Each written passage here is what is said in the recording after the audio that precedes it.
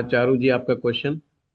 हाँ। गुरुजी, जैसे नवमांश में दूसरे भाव को आपने पूर्व पुण्य का भाव कहा है, क्योंकि वो फिफ्थ हाउस है, टेंथ हाउस से न्यू वेंचर्स का हो गया, भोग का भाव हो गया। इसमें आपने एक पॉइंट ये भी कहा था कि ये एक्स्ट्रा मैरिटल अफेयर का भी है। मैं बस ये समझना चाह रही थी कि सारी स्थितियां हमने चेक कर ली, हमने गुरु को देख लिया, शुक्र को देख लिया, first house, fifth house, seventh house, ninth house, twelfth house को भी देख लिया। ये मान लेते कौन हैं कि से चलो कौन से वर्ग चार्ट की बात कर रहे हो? D9 के नवमांश। नंबर, ठीक है ठीक है। हाँ, मैं बस ये समझना चाह रही थी कि अगर चार्ट की स्थिति काफी खराब है और हमें लग रहा है कि हाँ कुछ तो है, मतलब जैसे कि फर्स्ट हाउस का लॉर्ड 6 8 12 में बैठ गया, सेवेंथ हाउस का लॉर्ड भी गड़बड़ है, मान लो फिफ्थ हाउस का भी कुछ ना कुछ गड़बड़ लग रहा है हमें। सेकंड हाउस के लिए गुरुजी आपने ये बात कही थी कि इससे हमें एक्स्ट्रा मैरिटल अफेयर का भी पता लगता है। तो ये एक्स्ट्रा मैरिटल अफेयर लग्नेश का होगा या सेवेंथ हाउस के लॉर्ड का होगा? मैं बस ये समझना चाह रही थी। सिंपल सा, अगर आप इतना घुमा के ना कहते कि व्यक्ति के खुद का होगा या उसकी स्पाउस का हाँ। होगा तो काम आसान हो जाता है। हाँ आईआईटी जी। जेई का क्वेश्चन बना दिया बड़े वाला। पहले हमारे रुड़की में परीक्षा होती थी इंजीनियरिंग में, तो रुड़की का क्वेश्चन था 8 में से कोई 5 करो। अच्छा, हमारे इंजीनियरिंग में भी यही होता है। अब तो आजकल क्या होता है पता नहीं, पर 8 क्वेश्चन में से कोई 5 करो। तो क्वेश्चन इतना बड़ा बनाया जाता था ताकि बंदा देख के डर जाए। हैं? देखिए, बड़ा सिंपल है। हम्म। ये जब नमांश को हम अपने लिए भी उपयोग करते हैं और हम अपने स्पाउस के लिए भी प्रयोग करते हैं। हम जो हमारे अंदर विद्यमान है उसमें से 60 से 70% चीजें हमारे मैनिफेस्ट होती हैं। हम्म। क्या क्या मैनिफेस्ट नहीं होता? जैसे हमारा कभी कभी हमारे मन करता है यार इस आदमी के जाकर थप्पड़ मार दे, इस नेता को जो है गाली दे दे। फिर डर लगता है यार ये तो नेता उठवा लेगा रात को, है तो घर तक नहीं पहुंचने देगा।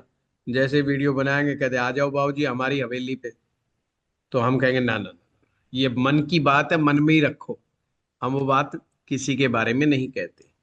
पर मन में चल रहा होता है किसी जाति के बारे में, मजहब के बारे में, सिचुएशन के बारे में, किसी नेता के बारे में, किसी अड़ोसी पड़ोसी के बारे में, रिश्तेदार के बारे में। पर फिर भी हम मैक्सिमम चीजें अपने जीवन में वो करते हैं जो हमारे अंदर होती है। इसीलिए कहते हैं जिंदगी में आपका थॉट कैसा है, आपकी सोच कैसी है, ये बहुत इंपॉर्टेंट है। यानी कि आप अंदर से क्या सोचते हैं, ये चीज जो है हमें नमाज चार्ट, आप अंदर से क्या फील करते हैं किसी भी चीज के बारे में, ये नमाज चार्ट आपको बताता है। दसम से पंचम, इसका मतलब है आप अपने कार्य क्षेत्र पर प्रेम के बारे में क्या सोचते हैं। ये खुद का ही है, ये स्पाउस का नहीं है, ये खुद का है। दसम से, दसम का मतलब है कि जो हम अपने कार्य क्षेत्र के बारे में क्या सोचते हैं। एक सूत्र है नमांश कुंडली में कि नमांश का दसम भाव, उसमें बैठा हुआ ग्रह आपके कैरियर में एक बहुत बड़ा रोल निभा सकता है। Never ignore that planet. उस ग्रह को कभी भी इग्नोर ना करें। मेरे केस में ये बड़ा काम किया, गुरु। क्योंकि गुरु बैठा है मेरे दसम भाव में नमांश के। तो बड़ा रोल उसने निभाया, तो मुझे टीचर बना दिया है। तो ये चीज जो है अपने आप में एक नायाब है। तो आप अपने कर्म के बारे में क्या सोचते हैं? तो इसी प्रकार आप अपने ऑफिस में काम करते हैं, ऑफिस के कर्मचारियों के साथ क्या आपका किसी के साथ वहां पे अफेयर होने की संभावना है? अब इसे ही एक्स्ट्रा मैरिटल अफेयर कह देते हैं। और हम्म। आजकल एमएनसीज हो या और जगह हो, सारी जगह एमएनसी को क्यों नाम दे, अक्सर लोग, महिलाएं और पुरुष काम करते हैं और वहां पर उनकी मित्रता हो जाती है। पर अगर कोई व्यक्ति इस सिस्टम को खराब मानता है, मतलब कि भाई अफेयर नहीं करना चाहिए, ये खराब मानता है इस बात को, तो डेफिनेटली वो उसको मैनिफेस्ट भी नहीं करेगा, मतलब उसको करेगा भी नहीं।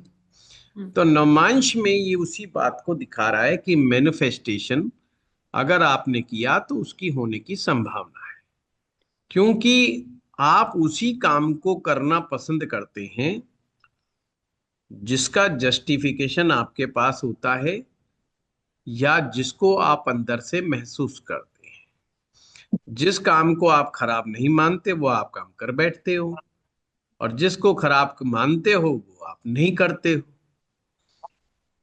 Correct. सिंपल सा गेम है ये, इसमें कोई बड़ी बात नहीं है। तो ये चीज। गुरुजी, ऐसे में फर्स्ट हाउस और सेकंड हाउस का आपस में राशि परिवर्तन हो जाए तो हम्म। हम क्या ये मान सकते हैं कि सोच में कहीं ना कहीं कुछ तो लोचा है? नहीं, बिल्कुल नहीं। नहीं। नहीं, सेकंड का फर्स्ट में आना ऑलवेज वेलकमिंग होता है, खराब नहीं सेकंड का होता। फर्स्ट में आना। हाँ, D1 चार्ट में भी सेकंड का लॉर्ड अगर लगन में आए तो ये धन का एक उत्तम योग है। हम्म। वो धन का लॉर्ड है, लगन में आ गया, एक बहुत अच्छा योग है। ये खराब योग नहीं है। लगन का सेकंड में जाना ये सोच को दिखाता है कि भाई आपकी सोच कहाँ पर फंसी हुई ज्यादा है। नॉनवेज है। तो अगर होटल ऐसा वेलकम व्यक्ति करना है, पहुंचना अपने है, लगेगा खानदान तो के बारे में, हाँ। परिवार के बारे में, धन के बारे में, कम्युनिकेशंस के बारे में बहुत ज्यादा विचार करता है, सिंपल सी बात है, जिसे कई बार लोग मनी माइंडेड भी बोल देते, कंजूस भी बना देता आदमी को। बस ये बात होती है। अच्छा गुरुजी, बस एक चीज और है। D1 चार्ट में और D9 चार्ट में हमें भाव से, किसी भी भाव से कारक की स्थिति भी देखनी चाहिए, जैसे कि बहुत सारे तरीके हैं। एक अच्छा। तरीका ये भी है कि आप कारक ग्रह को लगन बना लो। हाँ, जिस ये भी आपने चीज बताया को था। पकड़ना चाहते हो उसको लगन बना लो। हम्म। आप विवाह को देखना चाहते हैं तो शुक्र जहां पर भी बैठा है आपका कुंडली में उसको लगन बना लो, और उसको उसी तरीके से ट्रीट करो D1 चार्ट के सूत्रों की तरह से। आपको चीजें स्पष्ट हो जाएंगी कि हम्म। आपका शुक्र यानी कि आपकी पत्नी पूरे इस जीवन में अन्य ग्रह की जो इक्वेशन है उसको वो कैसे देखती है, कैसे हम्म। समझती है। अगर जैसे सपोज करो कि उसकी सोच कैसे डेवलप होगी, अगर शुक्र से मंगल केंद्र में, तो पत्नी को लगेगा भाई बिना हल्ला मचाए, बिना रोड़ा करे, बिना झगड़ा करे काम निपटेगा नहीं, तो डेफिनेटली वो वही करेगी। अगर वही गुरु जैसा ग्रह आ गया, चंद्र जैसा आ गया, बुध जैसा ग्रह बैठा हुआ है, तो उसको लगेगा हर काम शांति से करना है।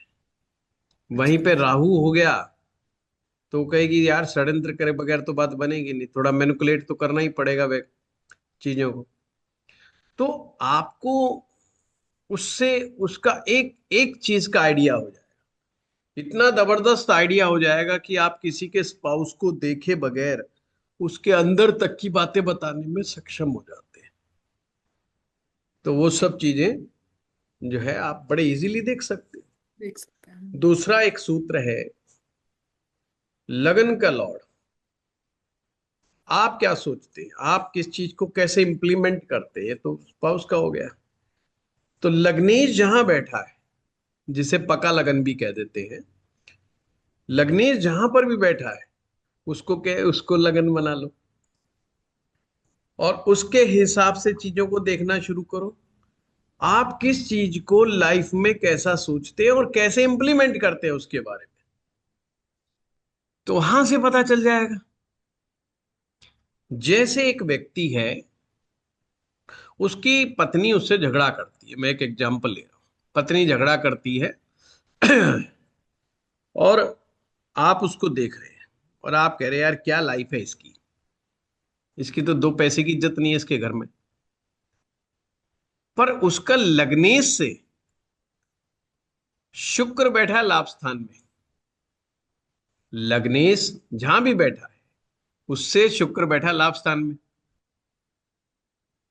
व्यक्ति दुखी नहीं है, पत्नी झगड़ा कर रही है, पर उसको उस झगड़ा करने वाली पत्नी में बहुत सारे लाभ दिखाई दे रहे हैं, एंड वो महसूस करता है कि मुझे इसका फायदा ज्यादा है, नुकसान कम है।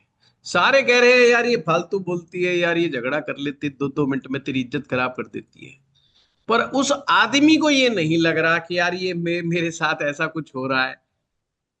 ये कैसे होता है?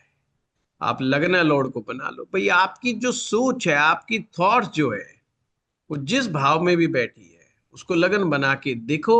और वहां से देखो कि ये शुक्र क्या हालात में, अगर सपोज करो आपके लग्नेश जहां भी बैठा है वहां से शुक्र छठा बैठ गया। अब पत्नी झगड़ा भी नहीं कर रही है, देखो कमाल की बात, मान लो लगन में शुक्र की कंडीशन अच्छी है, पर लगनेश से शुक्र छठे में आ गया। वो अपनी स्पाउस को, अपनी वाइफ को एनिमी की तरह बिहेव करेगा। हम्म। जाने अनजाने में उसको उल्टा सीधा सुनाएगा, उसको दुश्मनी पाल के बैठा रहेगा अंदर से। सेपरेटिव इश्यूज उसके साथ रहेंगे कि किस तरह भाग जाइए, घर चली जाइए, लड़ाई हो जाए, हमारा झगड़ा हो जाए, हमारी दूसरी शादी हो जाए हमारी। अब आप कहेंगे यार इतना तो झगड़ा भी नहीं हुआ, वो बेचारी कुछ कह भी नहीं रही, ये आदमी ही परेशान कर रहा है उसको, खाम खाई की उसको दिन रात सुनाता रहता है। और हमें वो चीज समझ में नहीं आती D1 चार्ट से। तो देखने की टेक्निक बहुत है, और बहुत इजी इजी टेक्निक है, तो वैसे आप कर सकते हैं। सिंपल सी चीजें हैं, बहुत मुश्किल चीजें नहीं है। हाँ। है ना? D1 से ही इतनी चीजें निकल जाती हैं कि बस पूछो मत है, और कहीं जाने की जरूरत ही नहीं पड़ती हमें। सही है गुरुजी। बस फिर बस एक बात और पूछनी थी, जैसे कि जैसे अभी आपने कहा कि अगर राशि परिवर्तन भी हो गया, या सपोज अगर फर्स्ट हाउस का लॉर्ड सेकंड हाउस में बैठा है, या जैसा भी जो भी कंडीशन है, तो इसमें फिर ये एक्स्ट्रा मैरिटल अफेयर कैसे काम करेगा? या अगर शुक्र भी पीड़ित है, लग्नेश पीड़ित है, ऐसे मैं बस समझना चाह रही थी, तो फिर ये कहाँ वैलिड हुआ, ये एक्स्ट्रा शुक्र मैरिटल का के कैसे? पीड़ित, शुक्र का पीड़ित होना एक्स्ट्रा मैरिटल अफेयर नहीं कराएगा। अच्छा। अकेला शुक्र का पीड़ित होना कभी भी एक्स्ट्रा मैरिटल अफेयर नहीं कराता है। यह हमें वहम है। वो जब तक चंद्र का। चंद्र साथ में ना दे। हाँ, चंद्र। कौन सा चंद्र? पीड़ित चंद्र, हम्म। पक्ष से कमजोर चंद्र, जिसे पक्ष निर्बली चंद्रमा कह देते हैं। अमावस्या के आसपास का चंद्रमा उसे पक्ष निर्बली चंद्र कहते हैं। या जब तक वो नहीं जाएगा, चंद्रमा जब तक डिसाइड नहीं करेगा, जब तक कोई भी ये चीजें नहीं होगा। अगर शुक्र कमजोर है किसी व्यक्ति का और चंद्र अच्छा है, तो शुक्र जो है उसको बीमारियां परेशानियां दे देगा। डायबिटीज की बीमारी दे हाँ। देगा, सेक्सुअल करेक्ट। डिसऑर्डर्स दे देगा, वो सब चीजें दे देगा। अब जिसके पास सेक्सुअल डिसऑर्डर जैसी प्रॉब्लम होगी वो कहाँ इन चीजों में दिलचस्पी लेगा? नहीं लेगा। इन चीजों में दिलचस्पी लेने के लिए आप सेक्सुअली हेल्दी होने चाहिए। जब व्यक्ति इन मंगल भी चीजों में बलवान। पार्टिसिपेट करता है। अब दूसरे मोड में चलते हैं।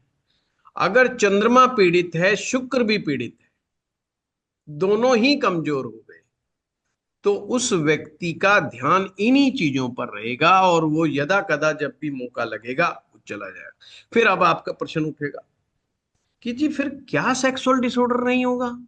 नहीं, जब भी सेक्सुअल डिसऑर्डर होगा, परंतु उसका दिमाग वहीं घूमता रहेगा और वो परेशान रहेगा। अब वो कौन हो गया? वो परेशानी का कारण। शुक्र ठीक ठाक सा ही है, पर किसी भी पापक ग्रह की दृष्टि, यानी शुक्र बली है पर पाप प्रभाव में, अब समझने वाली बात है। शुक्र बली है पर पाप प्रभाव में है, किसी राहु की दृष्टि है, मंगल की दृष्टि है, शनि की दृष्टि है, छठे में बैठा है, आठवें में बैठा है, 12वें में बैठा है, किसी भी प्रकार से वो बली है, बट पाप प्रभाव में है या खराब भाव में है, छठे में, आठवें में, 12वें में खराब भाव। अब चंद्रमा उसका अगर पीड़ित है तो व्यक्ति फिर एक्स्ट्रा मैरिटल अफेयर में जाएगा ही जाएगा। और एक से नहीं, मैनी मैनी हम्म। लाइफ में उसे जब भी अवसर मिलेगा वो इन चीजों में एंटर करने का प्रयास करेगा। अब कौन सा भाव ऐसा है भाव को समझना बहुत जरूरी है। जो इस तरह के अफेयर, जिसे हम अब एक्स्ट्रा मैरिटल अफेयर कह लो या सीक्रेट अफेयर कह लो, क्योंकि हमारे हम्म, हिंदुस्तान में एक्स्ट्रा मैरिटल अफेयर सीक्रेट ही होते हैं। कोई चौड़े दाड़े तो करता नहीं, पिटेगा, घर वाले भी मारेंगे और उसको पुलिस वाले भी मारेंगे, दोनों मारेंगे, है ना। तो क्या है, हमें भाव समझना बहुत जरूरी है। अष्टम भाव अफेयर्स का भाव होता है। कौन सा? Eighth house. हाँ, एट लोग हाउस। पंचम समझते हैं, पंचम नहीं है भाई, अष्टम है।